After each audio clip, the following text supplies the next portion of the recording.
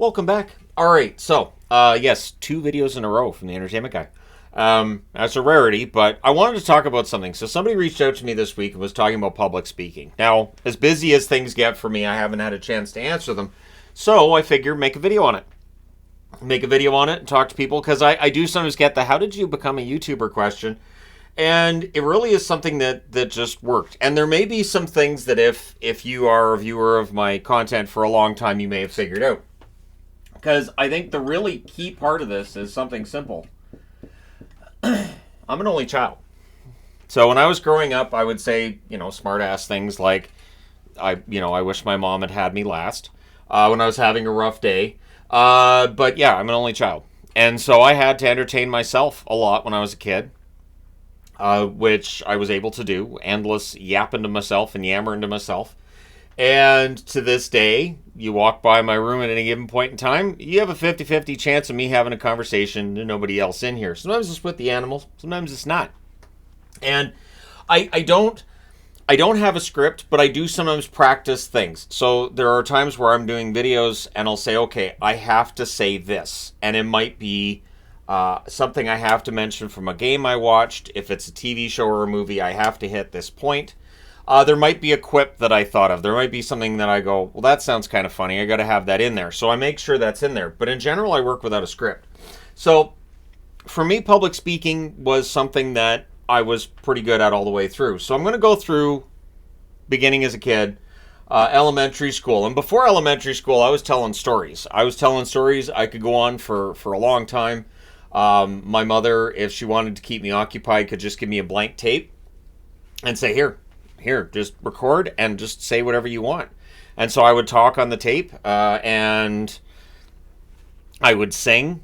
At 3, I had pretty good pipes. Now I can't sing. I can't sing at all.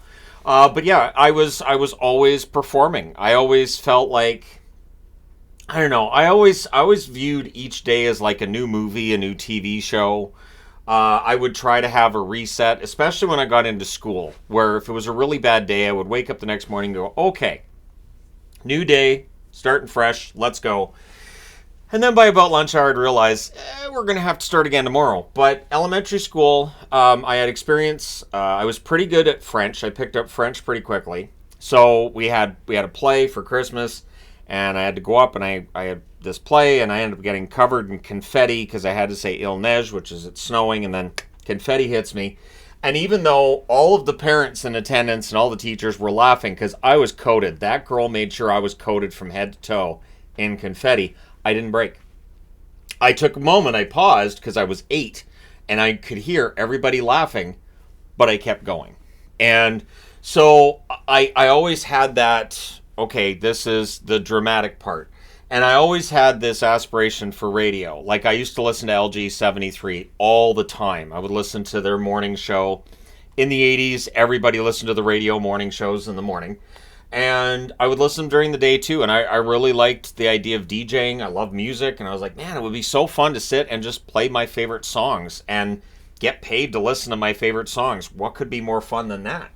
And so I had aspirations for radio. The problem being, radio starts dying in the late 80s. The death of radio, it's changed now. So now we have Sirius XFM, and you have various other radio stations. But when you look at it, there are far fewer radio stations now than there were in the 80s. There are far fewer jobs than there were in the 80s. So now everybody's got a podcast. The problem is when everybody's got a podcast, there's only a certain amount of advertising revenue to go around to everybody. But that was my aspiration, was maybe I could do radio. I never really looked at TV that much because I used to always say I have a face for radio. It was a term I heard. I don't remember where I originally heard it. I was like, that works. And so I stuck with that. So throughout elementary school, there was this belief, and I would practice stuff, and I was a writer. I would write books. I wrote books right from when I was in grade 1.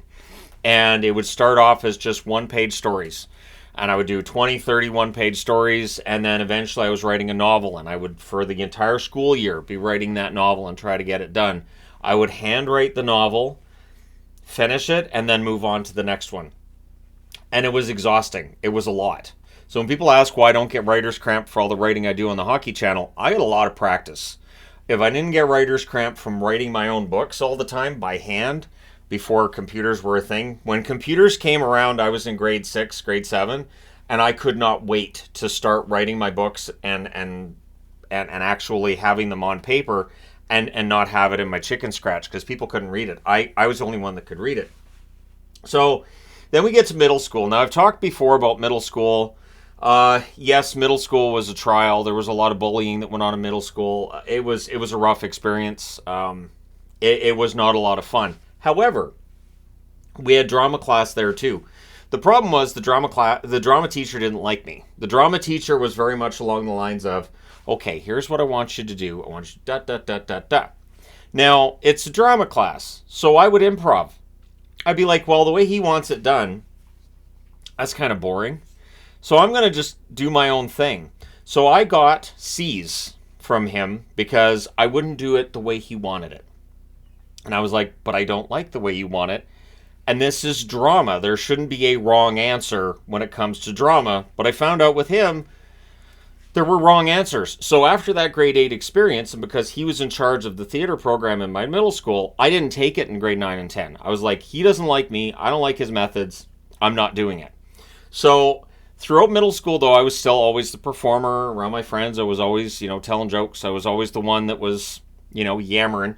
And so when we get into high school, where I go from middle school to the senior high, I got back into acting.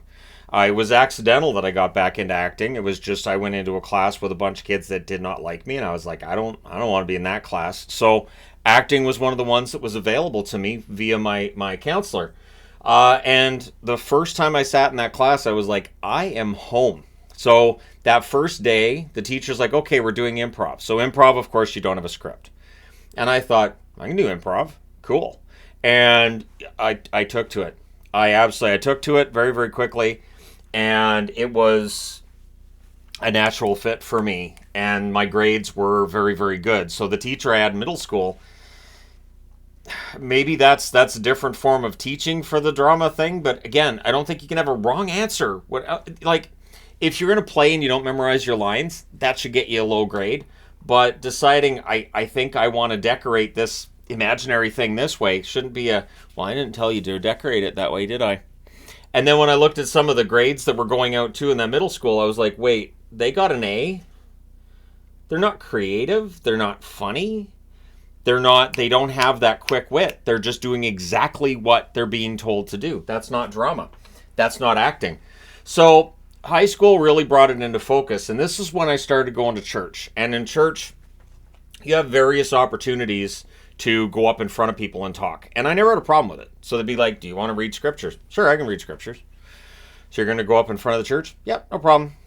And then, we want somebody to go through and read this and read. Okay, sure. And then because I had the natural voice for it and because I could project, one thing they said was that, I had the microphone obviously at the pulpit, and they're like, you project really well.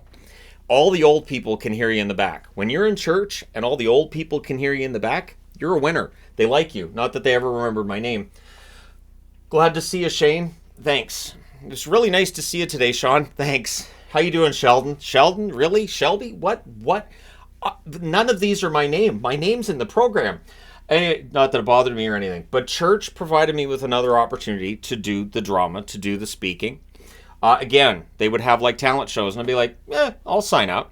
And so I'd write my name down. They'd be like, what are you going to do? I'm like, I don't know, something improv. So there was one night that we had this it's a talent show, but it's a little different. It's in the church, and you can't clap. You have to just say amen after, and it's really kind of quiet. So I thought, all right, I'm going to do this dramatic monologue to do with Moses, the parting of the Red Sea. But I'm going to be one of his followers, and I'm going to describe how that would look and what that experience would have been like for one of the followers. 'Cause I'm like, I don't know if I've ever heard a story like that. So I did it. Total dead silence the whole time I was talking. And afterwards, and I think it took about 10 minutes, because I have a clock right in front of me, and I'm like, okay, I think I can talk for 10 minutes. I can do that. And so YouTube. I was getting myself ready for YouTube. I just had no idea. But after I was done, I had people coming up to me going, where did you get that from? That was a wonderful story. And I was like, oh, it came from up here. Do you have it written down somewhere? No, it's up here. Could you write it down? No, I don't think I can reproduce it. So it was one of those things where I improv'd it. It happened. People were happy and moved on. And no, it wasn't a competition of any sort. There was no money on the line. But what started coming up was people saying, hey, what about being a pastor? Now, I had started working at the church summer camp as well, and I had thought about it. I had thought, I know I can talk. I know that I can get into debates with people, and I do pretty well when debating with people in person. I know that I can avoid swearing. I hadn't even had a girlfriend yet, so I was like, I'm pretty good at avoiding all the temptations because they're avoiding me. So, bonus, right? We need somebody who, doesn't have any sin in their lives. I don't have an opportunity for sinning, so I'm a perfect candidate. But anyways, the sin showed up later. Spoiler alert. I didn't end up becoming a pastor, in part because it was very expensive to become a pastor. And then I was discussing with pastors in my church, so how would this work and where would I end up and what would happen? And I wasn't happy with any of the answers. I was like, I'd rather not go there. How much is this going to cost? Wow. How do I make that money back? I don't. I see. Yeah. Okay. So pastor was by the wayside. And so what ends up happening is that I have these crappy jobs for decades, right? Before I become a YouTuber. But all of this is still there. All of that is still there. And so I'm still writing books here and there when I can find the time. Doing my best to find the time. I've talked before about how I had an eFed, which is an online wrestling thing, where people create characters, you have a message board, and then I would write the results. I would write promos for my wrestlers in it as well. In cases we had votes on who the winners should be. Sometimes the votes were tied and I would be the tiebreaker, and then you'd have all kinds of drama because, well, Shannon hates me and he never wants to see me win because my vote would be public and people are like, oh, see, he hates that guy. So I'm used to this kind of thing online. When people are like, oh, well, he can't take criticism. I've been, going back to early 2000s, it's part parcel. But what I learned along the way too was you can't just let people criticize and not say anything. Like, obviously, you're not going to prove critics wrong. You're not going to change their minds. But at times, you need to stand up and go, what you're saying is not what I'm saying. And so you have to go from that. But there was always something in my life that was improv. There was always something in my life that had some drama to it, whether it was running the wrestling thing, whether it was creating my own hockey league where I had books and everything, whether it was me as a little kid playing with my Hot Wheels, playing with stuffed animals, and making like a society out of it in my bedroom. And pretending that while I was at school, that society was still going, all that was still happening while I was in school. So for me, it's a natural thing. Now, there's always the picture other people in their underwear. No, don't do that. That's disturbing. It's bad. Don't do that. For me, I know when I've been nervous speaking to people publicly, I'll look just above their eye line, which is obviously a common trick, right? That you look like you're looking at them, but you're really not. So when I was in the church, if I was nervous that day, I'd look at the clock. The clock was right in the middle of the church and right above that middle spot so that I could look at the clock and it would look like I was looking at everybody, right? Because people talking about, well, you don't really look at the camera. I do, but in the hockey videos, I always have the board to refer to, and so I'm going to spend a lot of my time looking at the board and then looking over my shoulder, right? Which I wanted to get rid of, but the channel said no. So I got tired of all the downvotes, I got tired of everybody arguing, and I was like, fine, I'll just bring back the board then. But public speaking, for me, it's just a matter of when I started the channel, when I started talking in videos, it was with the idea that there were people in my family that I hadn't seen in decades. There were friends of mine I hadn't talked to in a long time either. So when I made videos, I just did videos as if I was talking to them. I did videos as if I was saying, this is who I am, this is how I feel, this is where I'm at right now. And whether it was in a good place or a bad place, very often it was a bad place in the beginning. Thanks sweet everything for Yvonne. But the reality was that I was approaching it as if I was talking to my friends, as if I was talking to my family, and I still do. I do not make videos and think, all right, so 100,000 people may end up seeing this. I don't even let it enter my mind. So to me, that's something that I don't concern myself with. I look at the channel's numbers, and they're just that. They're just numbers. I don't compute it to actual people. So in terms of how I approach it the same no matter what it is. It's improv. I don't use a script. This is not scripted either. I've never liked using a script. Although in school, the funny thing was when I was in high school and I was in acting, I would memorize the entire script. I liked memorizing my lines, but I thought, okay, if I memorize just my lines, I could miss something. So I would memorize everybody's lines, and where that helped was we could be up on stage doing a performance, and somebody around me would forget their line, and I could kind of cover my face and kind of quietly throw them the first word in the line, so nobody could hear it, and then they'd go. And I did that at summer camp too. I would memorize the entire script. Because I knew, and especially at camp, you're not dealing with actors. You might be dealing with just a bunch of, might be good athletes, but they're not good actors. And so I'd be like, all right, I need to memorize this whole script so this guy doesn't mess up. And if he does, I can bail him out. There was one where I absolutely bailed out my co-star, as it were, and the kids never knew. They had no idea. And so after he's like, oh, thank you. And I'm like, I just memorized the whole script. It's not a big deal. Because to me, it's easy, and it's just repetition. It's like when people say, how do you remember all this hockey stuff? Repetition. Looking at the stats over and over and over and over, and just that repetition. And it helps. It gets it drilled in my brain. One thing about me writing everything on the board for all these games that I watch every day is now that information's in my brain, where I will see a player's name and I'll go, I've written him on the board a lot lately.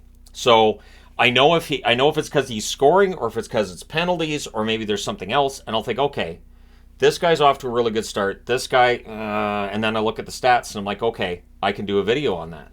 So it's always there and it's always going. And I still treat every day like it's a new day in a TV show. Like we're living in a simulation. The world's too bonkers now for it not to be a simulation as far as I'm concerned. So I treat it like it's a simulation. I hope I'm getting a good score. And that would be my recommendation to people is when you're tasked with public speaking, if you don't feel comfortable, just act like it's a friend or family. Have somebody there that you're comfortable with as well. If for instance, if you're talking in front of a group of people, that person in that front row, if you can make that your mom, your kid, your significant other, your best friend, and talk directly to them and just make it like you are having that one-on-one, nobody else in the room is going to really notice, because you can still break that eye contact with that person in the front row and look around a little bit and then come back to it. And you come back to that spot. But for me, I haven't had those nerves. I get nervous before I make a video every single time. I get nervous at the start of a video every single time. I get nervous if I'm going to do public speaking prior, but once it starts and once it clicks, we're good. There are at least 3 occasions on any given day that I will start a video on the hockey channel and I'll stop it because I know I'm not in the zone. I'm like, nope, that's not it. Start over. And sometimes it takes as many as 7 or 8 takes. And I'm like, okay, now I've got it. Because there's a certain level I feel like I have to be at, both with energy, my vocabulary, everything. If I feel like, man, I just repeated myself 4 times there, I will start over. And it's one of those things that kind of drives me crazy. But yeah, public speaking is not for everybody, but I do think anybody can do it. It may not be comfortable for everybody, but I think anybody can do it. And it's just about finding your comfort zone, and don't try to talk about stuff that you're not comfortable talking about, and don't start second guessing yourself too much while you're speaking either, because that'll lead to pauses way too often. And people thinking they don't really seem like they know what they're talking about here. It was something I really had to coach myself out of when the hockey channel was starting up. I would pause way too many times, and I really do my best not to do that anymore. I will take a moment like that and keep going, but I will not say I do my best not to say I do my best not to roll my eyes looking for what I'm trying to talk about. But it took practice. So practice in front of a mirror works. I've done that before. Practicing throughout the day whenever you have time by yourself, that works as well. And just find that comfort zone. Find that comfort level. So, question for people watching this is simple. Public speaking, how do you handle it? How do you deal with it? And what tricks do you have? And again, for anybody looking to, maybe have a YouTube channel or any of the social media stuff really that is somewhat performative, I hope some of this stuff helps you. So let me know your thoughts in the comment section below as always. Don't forget to hit like and subscribe if you're browsing your way through. You just happened upon this video. And yes, I still wish my mom had me last. That's still, I could be born like next year. Not bloody likely, but I'm just I'm not thinking that yeah. Yeah. I mean, that's not likely. But anyways, there you go. Thank you guys so much for all your support as always. I will talk to you again soon.